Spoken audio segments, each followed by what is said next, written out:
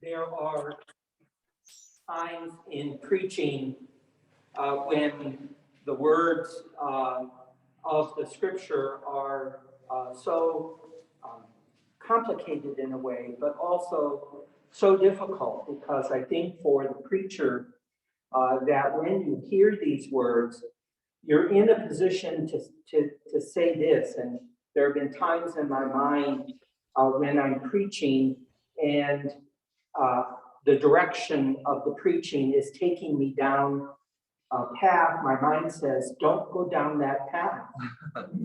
Don't say that. And I say it. And then my mind goes, well, there you are. You've said it. So it's difficult, not only as a preacher, but the preacher's in a position to also decide if the words, what do the words mean to me? How is this going to apply to my life?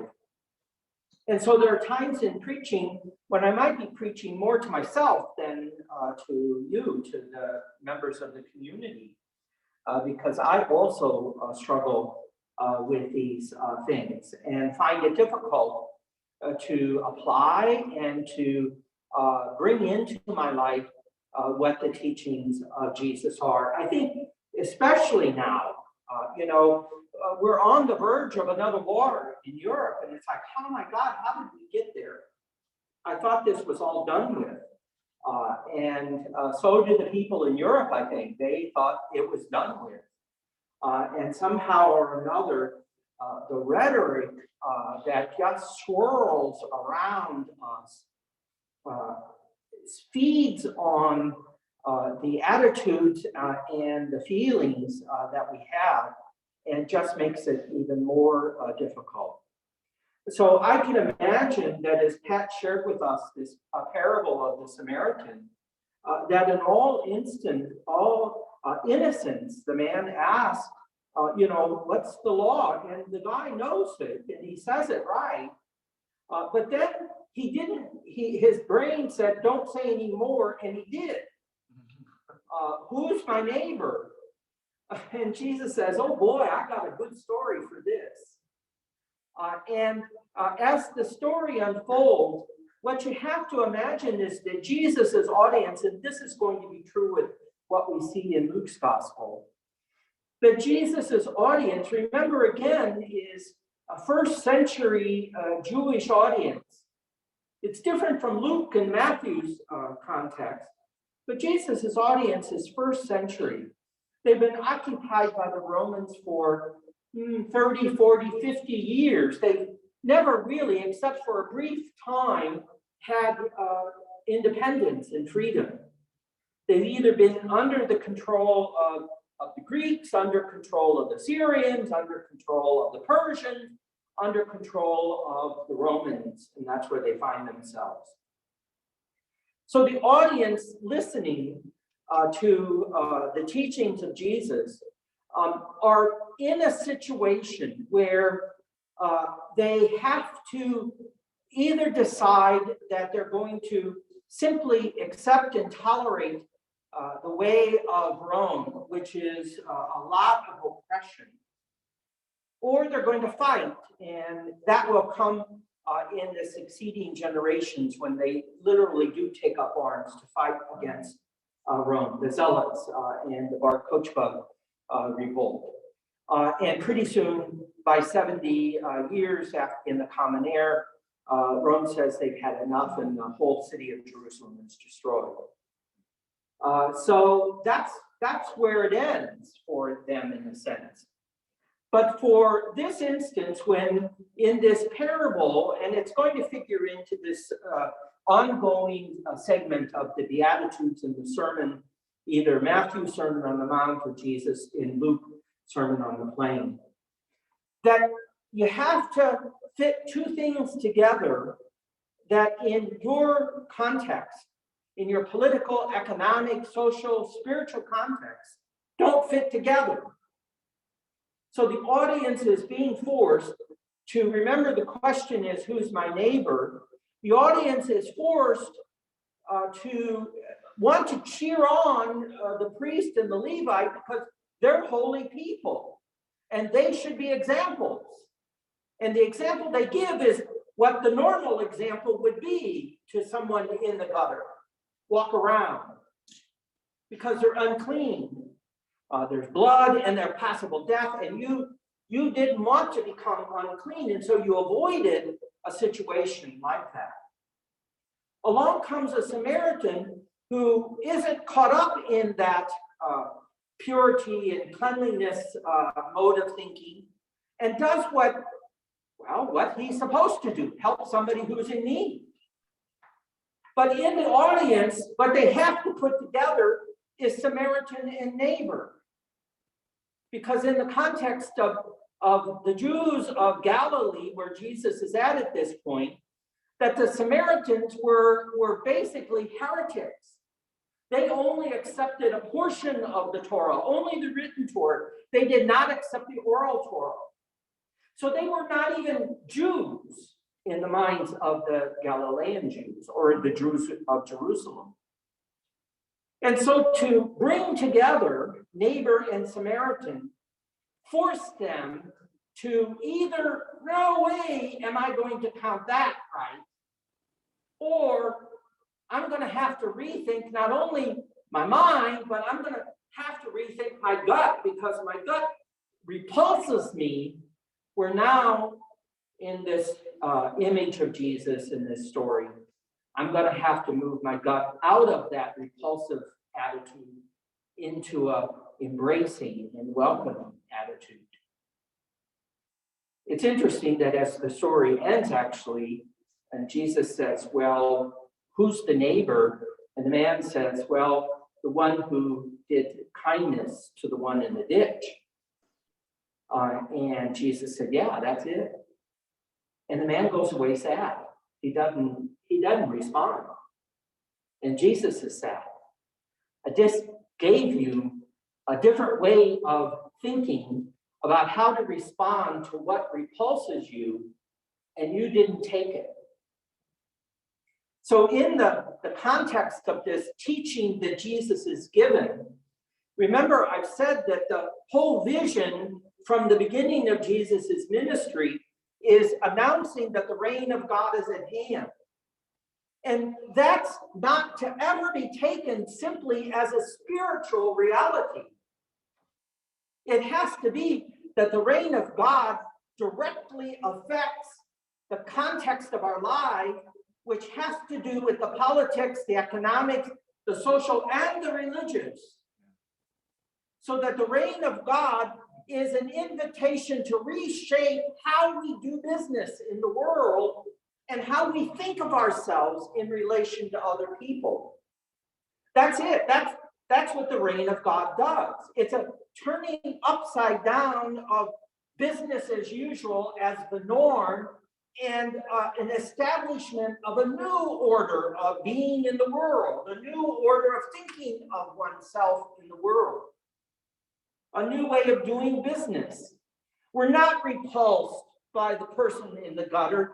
We're in fact invited to share and care for and make whole that person's life again. That's different from how we've thought about things before.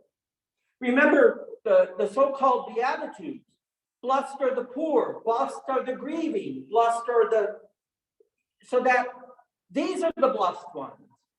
The normal way of thinking is that the rich, the powerful, the mighty, the successful are the blessed ones. And the invitation of the reign of God is to overturn how we've thought about things, to embrace a new way of thinking, and therefore a new way of responding and a new way of being. So that we can't, if we're going to embrace, we're free to not embrace the reign of God. We don't have to embrace it. And we might be happier. I'm convinced sometimes we'd be happier people if we didn't have to be Christian. Right? We wouldn't have to worry about anything, really. So that the invitation is to turn over in our thinking, seeing, responding, being, acting into a new way of doing things. I like Matthew's version of these sayings better than Luke's version, because Luke kind of shortens them a little bit. But how it begins, we hear a little bit in Luke, but it's more in Matthew. And it's set up this way. You have heard it said, but what I say to you is, you see the difference in it, right? You've heard it said, meaning this is what we've been taught. This is the fabric of our lives in the world. This is the way we think we should be. This is how we think it should be in the order of things. You have heard it said. But what I say to you is this, so that the new vision of the reign of God automatically establishes a counter narrative, if you want to use contemporary thinking, a counter argument, a counter response that does make us uncomfortable. When I was growing up, I was always the smallest kid in the neighborhood, and the older kids and the bigger kids always took advantage of that to the point where I was the one that got beat up. And I would come home crying at home, and my grandmother, who both my parents worked, and my grandmother wasn't home, and she said, I'm sick and tired of you coming home crying all the time. I'm going to teach you this is how I heard it. And when you're 6 or 7, this is how you hear it, right? I'm going to teach you to fight. Now, I think what she was saying is, I need to teach you how to stand up for yourself. But I heard fight. So what that meant, that as I continued along my journey, that when I was being bullied, boy, I'd tear into the other person, and they would never forget it. Don't go near Vernon. He'll beat you up. I took on the bigger kids, and they never bothered me again. And so I kind of thought that that's how it works. And isn't that true? Especially for men, for males, it works this way. You know, that if you're bullied, you don't simply take it because then you look like a sissy or whatever it might be. That you beat them up. And that's how it works. Because when you beat up other people, then they may never bother you again. But you see the attitude that leads to, that when you become the bully, when you've been bullied and you become the bully, you see what you're perpetuating is a violent response that just creates more violence down the road. How many people in prison right now were caught in that trap? That they were probably bullied and abused, and they become bullies and abusers to the point where they don't know the limit of it, and pretty soon they're killing people. And so that's what we think is the normal way. We don't know how to break that rule, that habit of doing things. And so Jesus says this, you have heard it said, and this is how it says in Matthew, it doesn't say it in Luke, but in Matthew it says, you have heard it said, an eye for an eye. And that is in the Old Testament, the Hebrew scripture.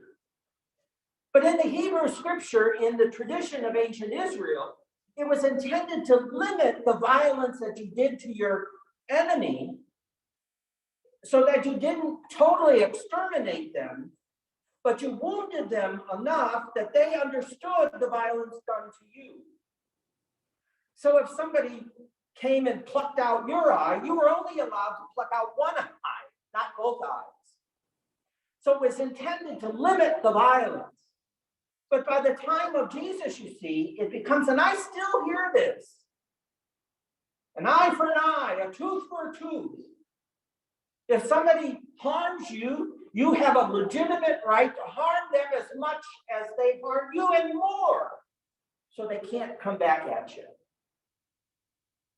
And again, that seems to be what's going on in our world right now. That we're willing to harm others and destroy others because somehow or another my ego has been harmed.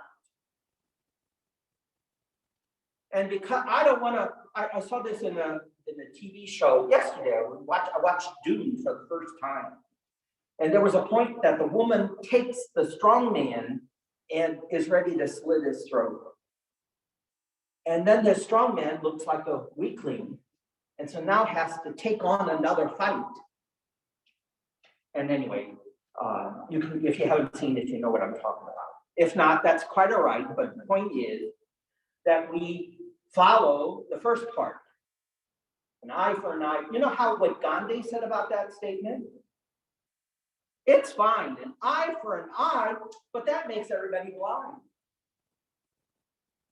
So the retribution and revenge that we take towards others doesn't change the conditions or the place where we find ourselves. Now, usually when I go to try to explain what Jesus is saying, I ask for a volunteer to come up, and I realize that being a clergy person towards a volunteer is not the best way to explain it. But if you can understand this, again, go back to your place in first century Judaism. The Romans, being the power in the land, could do whatever they wanted to do to those at the lower levels of society, economically, politically, socially. So because the Jews were the lower people, Romans could do whatever they wanted to the Jews.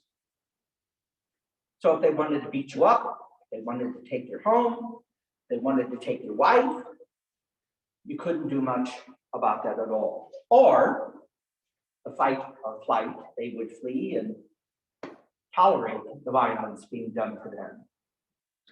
Fighting, well, what would that mean if you're fighting against the Romans? You end up crucified. So you see, you don't have much choice at that point except to acquiesce to the injustice and the violence being done against you. But Jesus says, you know what? That doesn't work either. Because when you acquiesce to the injustice and the violence being done against you, guess what happens? You become a part of the violence and the injustice. That when you tolerate, and that's why tolerate is not ever a good word. It means you put up with something, but you're unwilling to make the shift and the change in what you see as wrong. And so to tolerate injustice and violence being done against you adds on to the violence and the injustice by denigrating your own personhood. So if the reign of God is about recognizing the dignity of every person, then we have to find a way to make sure that we're not going to be placed in a situation of allowing ourselves to be humiliated. But we can't act in such a way to humiliate others. That this is what happens. You hear the rhetoric, and it drives me absolutely bonkers every time that I hear the rhetoric in some of the current political ads that still make it sound that people who are seeking asylum and refuge are somehow less than human. And so we got to just make sure we're going to treat them as inhuman, like animals. And so we say they're good for nothing. And you hear this language, and you see, remember the phrase growing up, that we'd sometimes say, sticks and stones may break my bones, but words, will never matter. Well, that's baloney, right? Words can matter just as much as physical. And so, okay, I'm not going to be physically violent against you, but boy, I'm going to be violent in the words that I use against you. You're good for nothing, you're dirty, you're rapist, you're scum, you're not even human. And the language and the rhetoric just totally demean, because somehow I feel good about myself when I can degrade and demean other people. So how do we change, again, accepting that, tolerating that, allows those people to think that they're right in what they're doing. So there has to be another way to respond that doesn't necessarily shame the other person, but allows the other person to recognize what they're doing to the point where maybe they might be touched by the Spirit or enlightened to realize that what they're doing is wrong, and they will change their routine. So it goes like this, right? Give me a few minutes to show this. And you can just picture this, right? And you've heard this first one all the time, right? If someone slaps you on the cheek, turn your cheek and it seemingly let them slap you on the other cheek. Well, in the first century, slapping somebody this way was okay. But if you turn the other cheek, then either you have to slap them with your left hand or you slap them with the back of your hand. So in first century, the left hand, and you still hear this in some ancient cultures, right? The left hand is the dirty hand. So you did not touch anything with your left hand. So if I've been slapped, then I turn this way. I force the person who slapped me to decide if they're going to slap me with the left hand. How do you think it's going to look in the community if that person slaps with the left hand? They're going to be ridiculed for what they did. In the same way, if you slap with the back of your hand, and we have this phrase still in English, it's a backhanded comment. That's not good either, is it?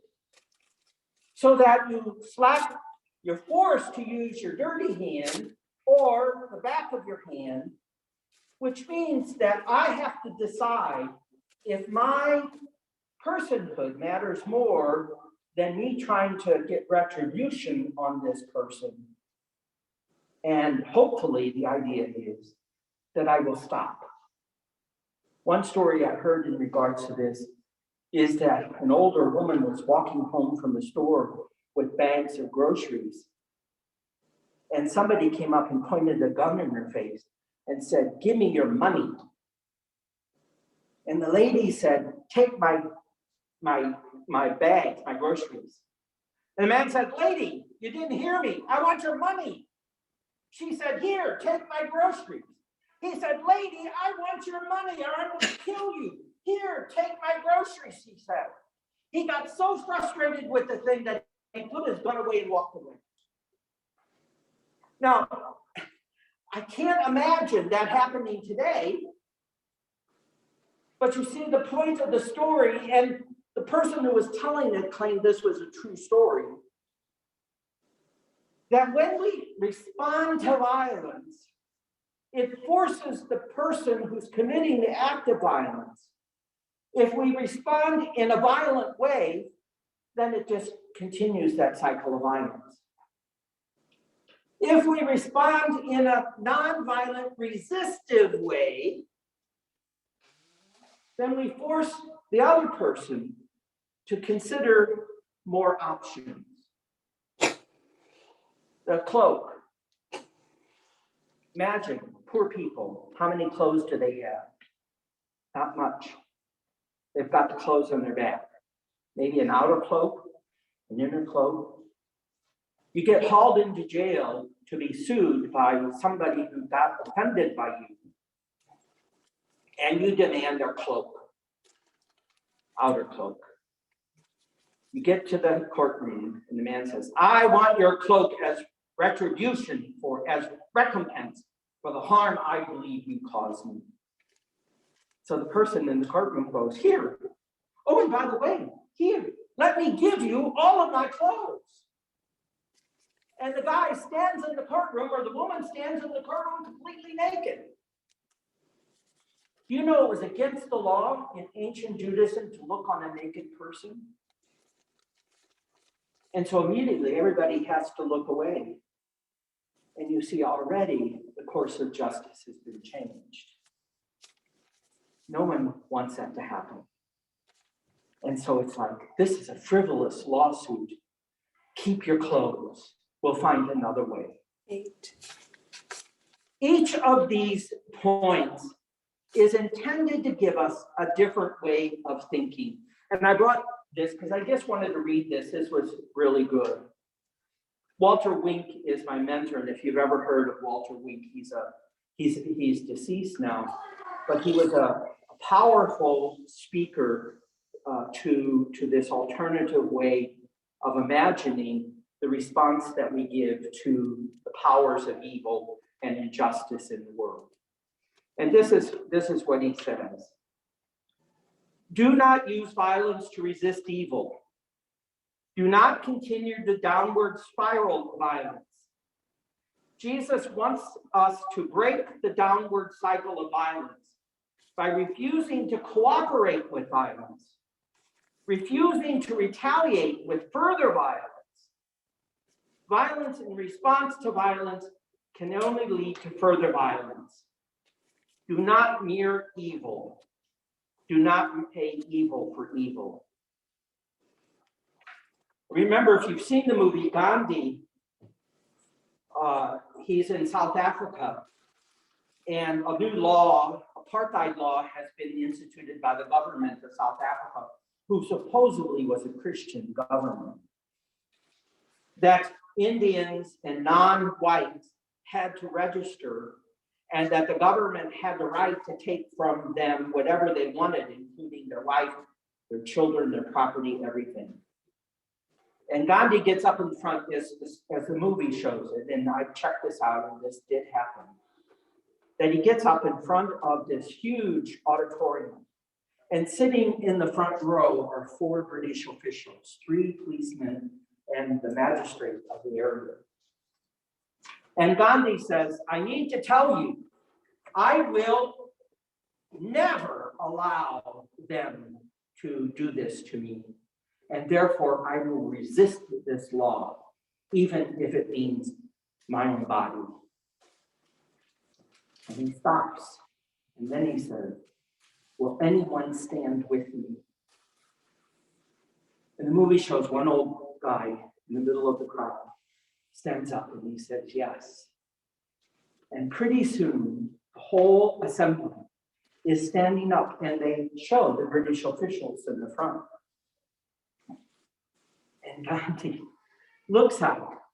Basically, the whole assembly has just told the British, stick it in your nose, because we're going to resist you. And they're sitting there stone-faced, almost angry. And then the best part, Gandhi starts, God save our great, and the British have to stand.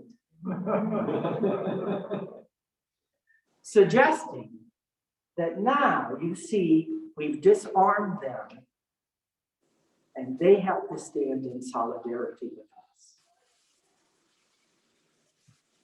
It doesn't end until much, right? Not until our time, does it? This is the 1890s. It takes almost 100 years for apartheid to end. The point is that each one of these part of the text is trying to give us a different way of thinking and a different way of understanding. This also, Jesus wants us to resist evil with active nonviolence.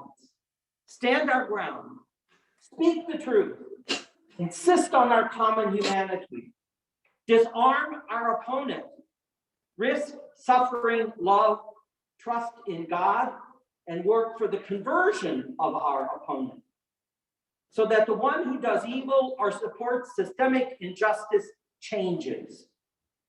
The goal is to lead the opponent to a change of heart, to melt their heart, to win them over to the truth, stop the violence, and help them enter the reign of God.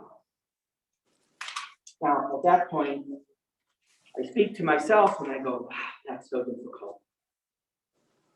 We know that often nonviolent protests, as we saw during the civil rights movement, ends in violence and people get hurt.